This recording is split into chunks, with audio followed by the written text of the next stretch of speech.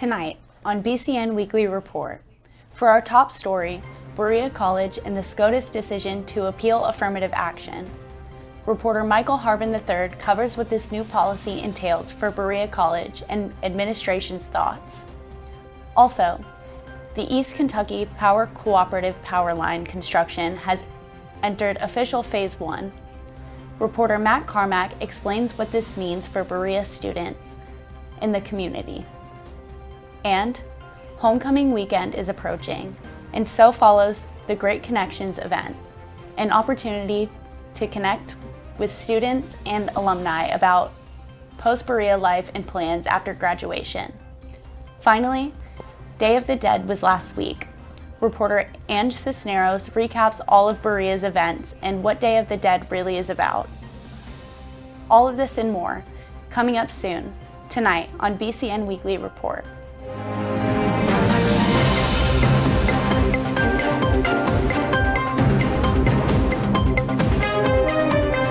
Live from Berea, Kentucky, enjoy this week's episode of BCN Weekly Report.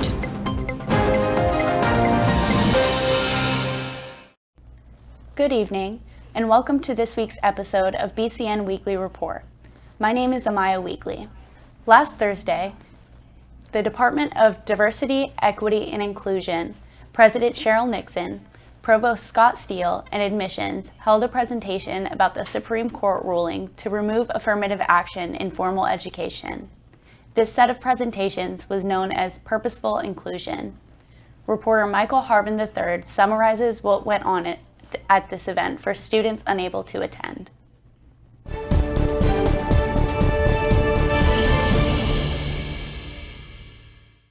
Students interested in the Supreme Court affirmative action decision and the effects it had on Berea can be reassured by our Purposeful Inclusion event recap that sets out to answer all the questions.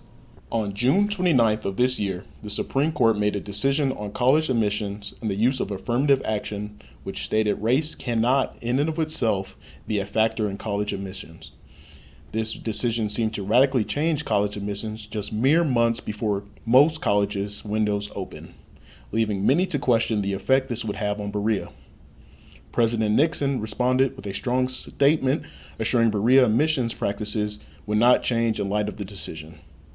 To further extinguish confusion, Dr. Nixon held an event dubbed Purposeful Inclusion, in which herself, Dr. Dwayne Mack, and Luke Hudson all presented the facts and jargon of the decision and how it relates to Berea from a mission, historical, and admission standpoint.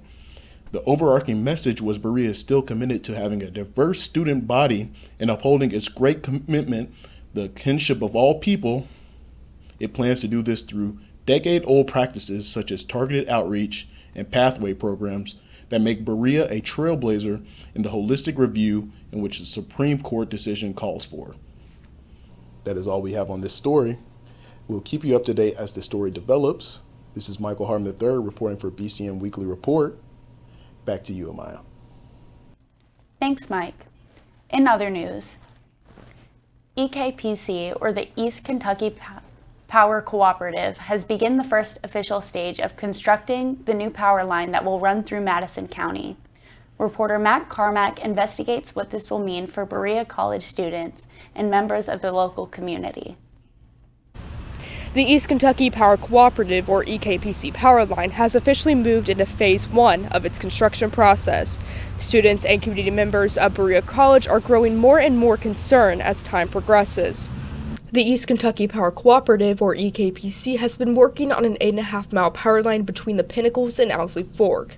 These power lines will be over 15 feet tall and visible from the Pinnacle Mountain. The purpose of this additional line is to maintain reliability in the area. Too much pressure and electricity is flowing into the standing lines, in which they are becoming overpowered and unreliable. And it's getting to a situation where it's getting into an overload concern, and we need to alleviate some of the load that's on that station. And to do that, we have to have an additional substation built. And so to accommodate that additional substation, we have to tap into another line, and that's what this project is. It's the construction of a new substation and a line to tap into our existing grid. And again, homeowners and BereaCollege students show concern about this line as it will disrupt the natural forest and may even cause health effects like cancer or DNA damage. Although the health effects are still alleged, there is not enough information on the EMF technology that EKPC uses in their power lines. EKPC as of now maintains their argument that EMF technology poses no proven health concerns. Nonetheless, community members in the targeted path show concern and frustration. Berea student activist Jared Sipple has been engaged in the protest of this power line, appearing at Mountain Day in the EKPC open house in September. Me and my fellow student organizers, as well as the community organizers and community members, have concerned about are primarily water contamination, because the track of this power line will be anywhere between 1/4 of a mile and 3/4 of a mile from Owsley Fork, which is where a majority of the town sources our water. And this easement crosses 2 feeder streams as well. So not only will any chemical treatment or upkeep utilized during the building process of this line, as well as maintenance, which takes place every few years, any chemical treatment will run downhill into our water source. Jared tells me that although the current lines are overfilled and unreliable, building another power line isn't the only option, and there are more sustainable resources EKPC can choose from. Not to mention the Biden administration reinforces power cooperatives that are steering away from coal mining. EKPC even requested a grant from the U.S. government regarding their EMF technology. This coincides with the narrative that EKPC is unresponsive and dismissive of community concerns. EKPC poses a threat to community members and even BereaCollege. In order for them to legally build power lines on someone's property, they must obtain legal consent. Jared estimates that 200 property owners may be affected by the 8.5-mile power construction. EKPC has the ability to take property owners to court in order to build on their land. However, Jared and other community members believe that with enough activism and enough no's, they can deflect the power line from actually being built. I'm not sure about the cost for EKPC to take one of those property owning families to court to claim eminent domain. And so that's why right now we're just trying to get as many people as possible to say no. As of now, BereaCollege has not sent out a statement about whether or not they disagree with EKPC's decision to build this power line. However, President Nixon has received permission from the Board of Trustees to hire an attorney about the issue. Nixon also openly supports the student coalition in opposition of EKPC's power line. Lily Barnett and Ulvi Cataliev of the SGA have asked students to be involved in this topic, sending out a link tree known as Stop Big Hill Line with an involvement form, an email list, Facebook group, information packet, and more. Students interested in power line protests can sign up using the transmission line interest form. Jared recommends that students who want to be more involved can reach out to them via email at simplej@berea.edu. Negotiations is the next phase in this power line process. As of now, EKPC is still planning on building this power line, regardless of the 600+ members in protest. Reporting from the Quad, Matt Carmack, BCN Weekly Report. Thanks, Mac. We'll be right back with more news after this short break.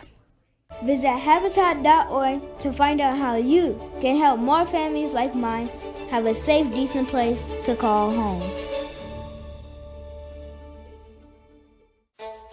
Along the edge of Appalachian, Kentucky, sits one of the world's most distinctive and exceptional colleges, where all peoples of the earth live together, learn together, and grow together.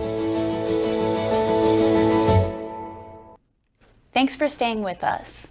An event organized by Alumni Relations titled Great Connections brings together former and current BereaCollege students to provide a space for deeper conversations about life after Berea. Previously titled Great Conversations, the event has been re-envisioned into a forum for alumni to share their professional career paths in order to inform and empower students, as well as create meaningful connections. Students can RSVP on Handshake. The event is currently on Berea Engage, which includes information about the event, as well as the link to the Handshake RSVP sheet. It is completely free for students to register, and 75 slots are available to fill for this event. The event will take place at the Boone Tavern Event Center, with dinner provided for participating students and alumni. Business casual attire is recommended.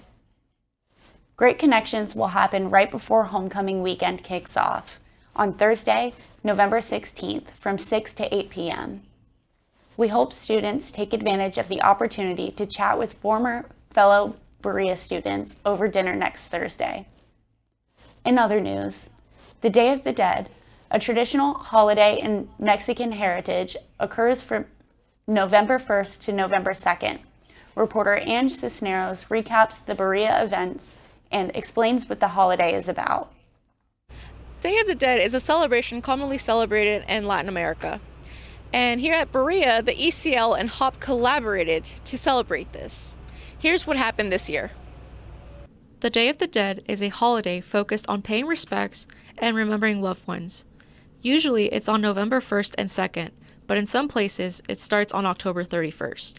In preparation for the holiday, there were ofrendas placed at the library and at the ECL, allowing the campus to write messages for their loved ones. This year, the holiday was celebrated at the ECL with a presentation from HOP. This event allowed for awareness to what Dia de los Muertos truly celebrates and honors, and it allowed people who weren't familiar or knew about what the event celebrates get more informed and ask comfortable questions to get more information on it. Students were able to grab commonly prepared dishes such as tamales and sweetbread. Not only was this event educational, but it was a place to bond among community members. The ofrenda at the library will still be up until November 11th, but if you missed out on this year's celebration, look forward to next year's Day of the Dead celebration. This is Ange Cisneros for BCN Weekly Report. Thanks, Ange. Looks like everyone had a lot of fun this year. Happy belated Day of the Dead to those who celebrate. On behalf of our news team, thank you for watching BCN Weekly Report. I'm Amaya Weekly. For more coverage, follow us on Facebook and Instagram at BereaCollege News Radio and watch our show online at www.bcnewsradio.com. We'll see you next week. Good night.